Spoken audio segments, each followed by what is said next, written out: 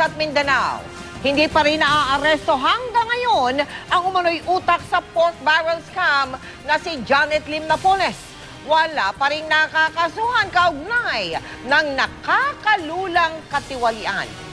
Pero may bago na namang natuklasan ng DOJ at NBI. Mga kapuso, barya lang palang may tuturing ang sinasabing 10 bilyong pisong napunta sa mga manoy kaduda-dudang NGO ni Napoles.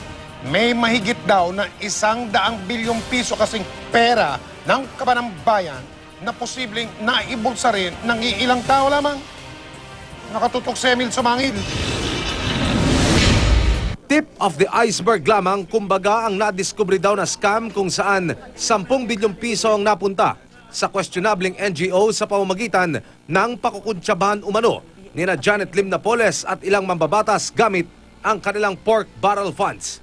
Kanina, mismong si Justice Secretary Laila De Lima ang nagsabi, mas malaking halaga pa ang inuusisa ngayon kung saan napunta. Ang iba pa po na mas malaki, more extensive, bigger exposés or disclosures, especially as revealed in the COA report, yun po ang itatak officially ng IAGSI with the Office of the Ombudsman as lead. Sa pag-iimbestiga kay Napoles, natisod ng DOJ NBI ang mas malaking halaga ng pera, mahigit 101 billion pesos na napunta sa mahigit 150 na NGO mula 2007 hanggang 2009. Ang pera, batay sa hawak na dokumento ng NBI, ay mula sa pork barrel ng mga mambabatas at Malampaya Gas Fund na nagmula sa operasyon ng Malampaya Natural Gas Field sa Palawan. Inaalam kung ang 101 billion pesos na government funds na ito ay nagamit ang tama o napariwara at napunta sa bulsa ng iilang tao lang.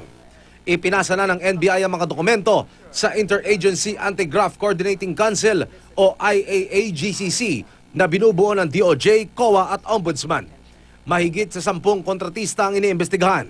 Sabi ng DOJ NBI, ang pondo ay ginamit para pondohan ang mga tinatawag na soft at hard projects gamit ang ilang non-governmental organization o NGO at foundations. Sa dokumentong ito makikita na bukod sa mga supply pang-agrikultura, napunta rin ang ilang pondo sa mga proyektong pang-infrastruktura sa request ng ilang mambabatas sa buong Pilipinas.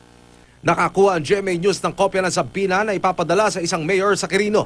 Sabi ng source, 76 na mayor daw ang ipapatawag ng NBI mula sa iba't ibang lugar sa bansa para malaman kung sa tama napunta ang pera.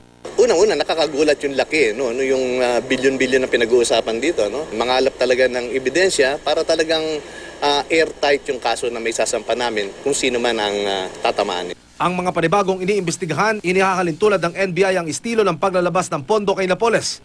Ngunit sa mga panayam, paulit-ulit na itinatanggi ni Napoles na napunta sa kanya ang pork barrel ng mga senador at kongresista at hindi rin daw siya nakinabang sa Malampaya Gas Fund. Emil Sumangil, Nakatutok, 24 Oras.